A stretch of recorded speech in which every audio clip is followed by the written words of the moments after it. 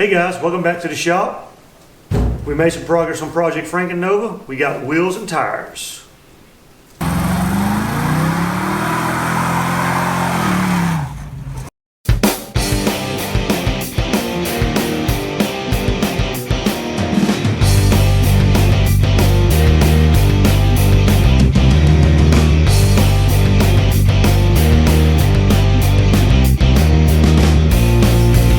Okay, we rolled Franken Nova back over. Are you ready? No.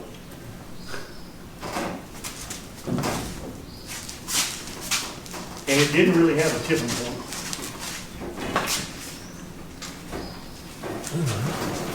We did a really good job of balancing this thing.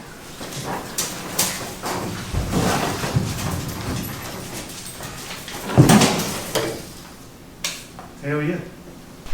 Now I've got it sitting here. I cleaned up around it. We're going to get the subframe up under it. We're going to get the rear end up under it. Both those are done and ready. Well, I still need shocks on the front end. That's about it. Now we're ready to get these old brake line and carbon canister line out of the way.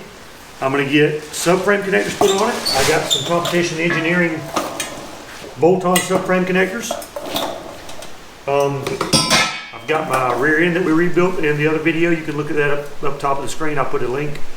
Got it ready to go in. I've got my subframe that we rebuilt. I'll put a link to it at the top of the screen. If you check out the description of this video, you'll see a link to all the parts I've used. The rear end, the subframe connectors, disc brakes, pretty much everything. Now, I got to get these old brake lines out of the way. And then we're going to get the tip over jig. Check out that video at the top of the screen. I'm going to get it removed, get the subframe rolled over there, get it mounted up to it, and then we're going to get the rear end mounted. Okay, so I bought a Prothane body mount kit, polyurethane or whatever it is, bushing kit, to do the body mounts. Now, you've got 4 body mounts, 2 of the frontwards and 2 of the rear ones. The front one goes like this, and the thing is, on a 68 to 72 Nova, you have a 1/2 inch spacer, and I don't have one laying around here, but you have a 1/2 inch spacer that goes on top of this. Your frame goes in between these two, like so, 1/2 inch spacer, washer, and then it screws into the frame. Now, 73 and 74, and this is a 74, you have to use that, but if you use an aftermarket bushing kit on a 73 or 74, you have to find the spacers because they didn't use them. What they used instead was a taller bushing. I've got a set of factory subframe bushings, and you can see it's a lot taller, just the bottom one. You know, it's the 1/2 inch taller for the whole thing. And I'm going to use these on that mount, and then I'm going to use the urethane ones on the back, and I'm going to use the urethane ones on the radiator support, because I cannot find a set of my 1/2 inch spacers. So they're in a box laying around here. I've got about six or eight of them. But anyway, so if you have a 73 or 74 and you're going to put aftermarket bushings on it, you're going to have to find the 1/2 inch spacers. If you don't want to find the 1/2 inch spacers, then you can get these. You have to find them. You have to make sure they're correct. I got these from Classic Industries a few years ago. Like I said, most of these parts I've had laying around for this car for a while. But anyway, I'm going to go ahead and get the subframe bolted in. I'm going to get some of it on camera. There's some alignment pins on the corners of your bushing pads that line up to holes in the body. You want to make sure you have those lined up before you tighten everything up.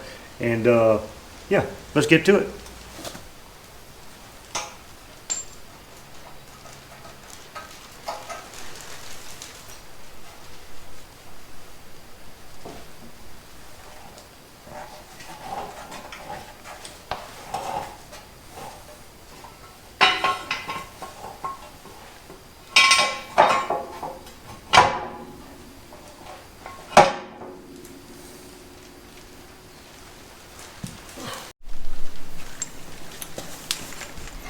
Okay, so this one is supposed to go like that. Now, I'm not sure that this bolt supplied with this kit is long enough to go through here. Maybe once I jack up on the subframe, it'll push itself up. But right now it's not long enough. Okay, so the wheels and tires I decided to use on Franken Nova. I was going to get some 18s and put them on my blue 73, and then I was going to swap the Weld Pro Stars over onto here. But then I decided to get some new tires and wheels, and ended up getting these Vision Starlights or Pro Stars, whatever, Vision. They're an inexpensive wheel. I'll put a link in the description like everything else. I'm going to get this mounted up on the subframe that I finally got bolted in the car, and we'll see how they look.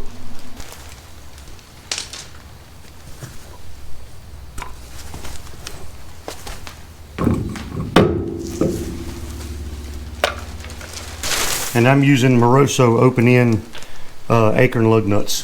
What these wheels require, 60-degree acorns.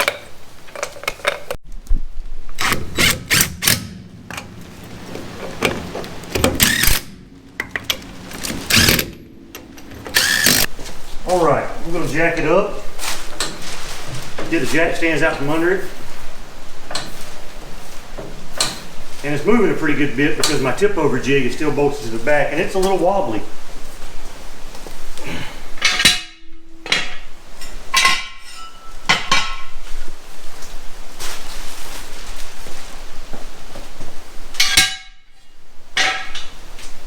Now we set it back on the wheels for the first time since we took it apart.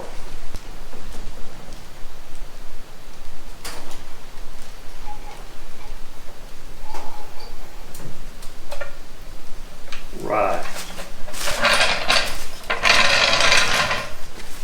Starting to look pretty good.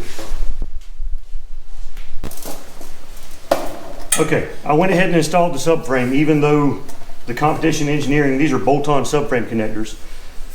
This sandwiches between the rear body bushing on the front subframe, and it goes inside the subframe, goes up through there, then you drill 2 holes in it and you bolt that there.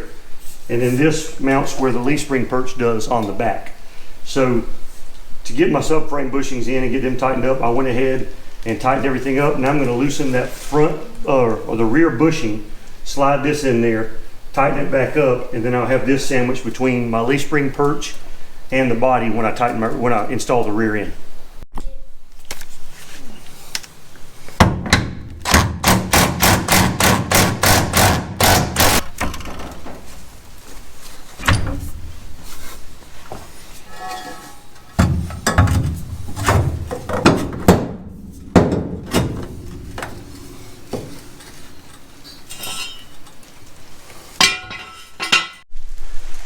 Okay, so I loosened the rear subframe bushing just a little bit, jacked the subframe back up to create some space. I slid my subframe connector in, and then I put a jack stand under this end, and it'll still move around a little bit. And then when I get my rear end set, I'm going to do the same thing to the other side. Then when I get my rear end set in there, I can screw my front leaf spring perches right up to that and sandwich it in there, and then I can come back up here and retighten this. All right, I'm sliding this rear end up under the car.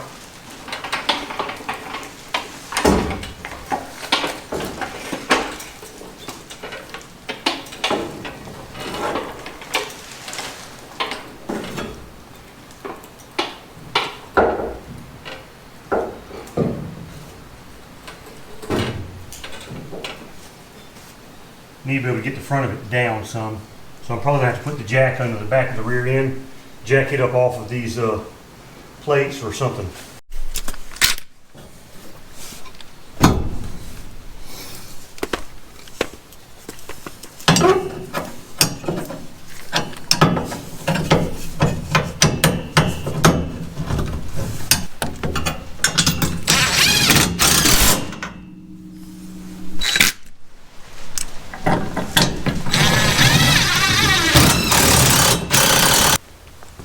I'm using all the hardware that I took off my 73 whenever I put the hot springs on it.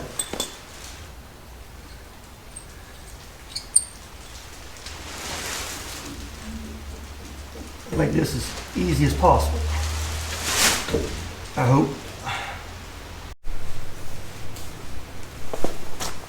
All right, so I've got got the rear end bolted in place.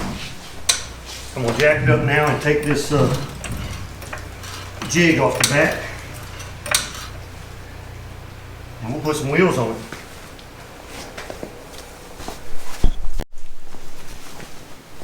Okay, I finally got the tip over jig off the back of the car. I've got the car jacked up by the rear end right now.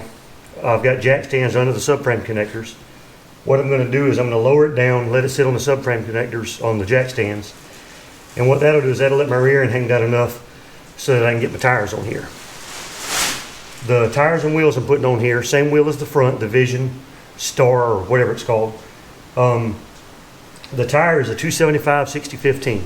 You can check out the video I did before where I've got my shocks relocated to the inside of the frame rail so they won't be in the way. But even if you have a stock shock, you can do this. You just have to watch the dust cover on the top of the shock will sometimes hit the tire. If you have full exhaust on the car coming up over the tire, sometimes that'll hit. But I'm gonna show you right now, 5.5 inch back spacing, 15 by 8 wheel with a 275 60, and we'll see how it clears.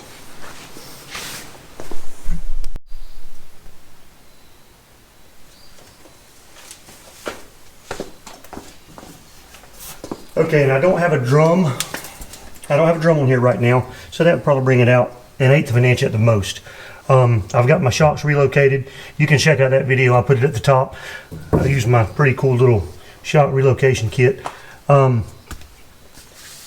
anyway, multi-leaf springs, shocks located inboard. This is a stock width rear end. Nothing has changed there. 5.5 inch back spacing, 15 by 8 wheel.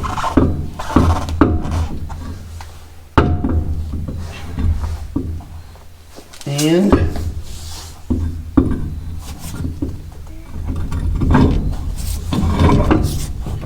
we go. A couple of lug nuts on to hold it.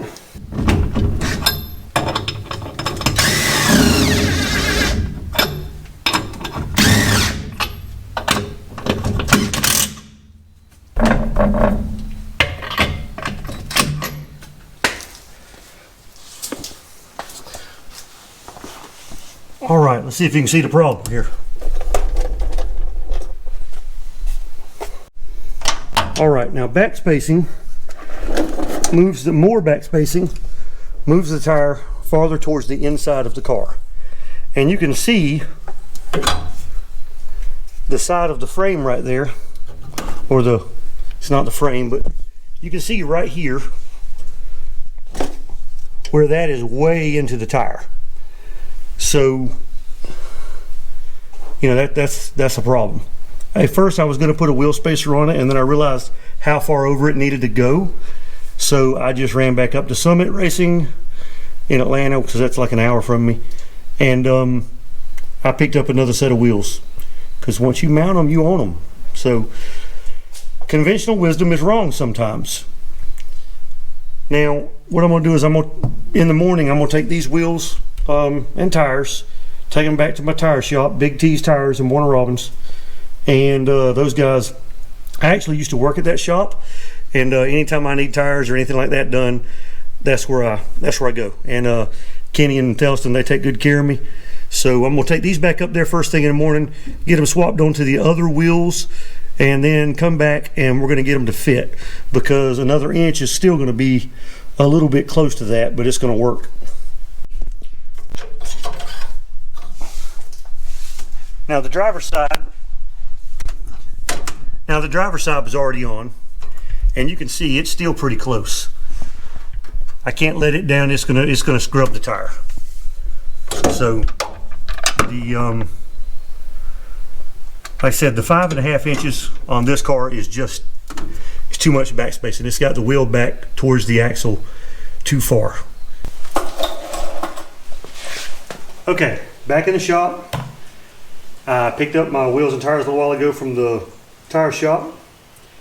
These are now the 4.5 inch back spacing 15 by 8 wheels, whereas the ones that wouldn't fit were the 5.5 inch back spacing. Now what this is going to do is it's going to get it away from the inside of the body, and it's going to get it closer to the wheel well on the quarter panel, the lip on the quarter panel. Now,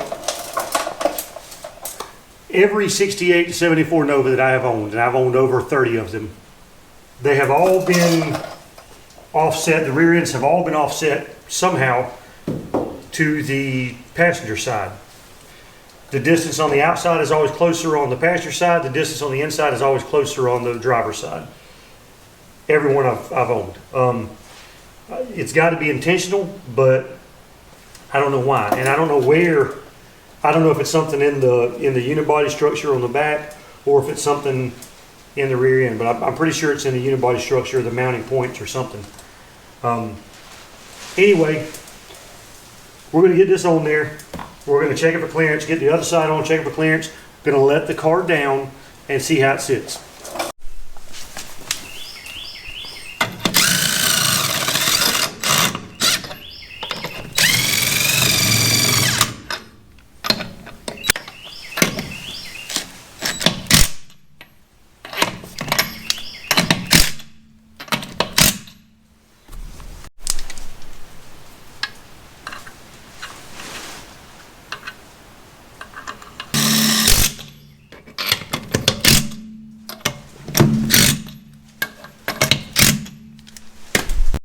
Okay, so clearance on the driver's side is a lot better. Clearance on the passenger side is pretty good. It's better on the inside. It's kind of close on the outside. I may have to roll the fender lip. Let's get in here and look and see how it is on the driver's side. You can see now where I've got at least 1-inch clearance. And on the passenger side, it's about the same. Okay, so here we go. I can get my fingers in here and I'm barely touching both sides. The car's still going to come down another inch or so once the deck lid is on it, the rear glass is in it, and there's a fuel tank in it. It's going to bring it down a little bit. Probably be right on the tire, and I'll probably have to roll the fender or roll the wheel lip up a little bit. Now, as far as the driver's side, there's a little more space, but it's still going to come down. There's a little more space this way, but it's at about the same height. It'll come down. It probably won't have to be rolled as much, if at all. And yeah, so I think I'm good. I've got plenty of room on the inside. My rear shocks, my relocation turned out pretty good. I'll put a link at the top of the screen to the way I did that. And all we got to do now is I got to figure out what I'm going to do about my Swiss cheese trunk floor and a fuel cell. I'm probably going to put just a whole 68 to 72 style trunk floor in it, and put a regular gas tank in it.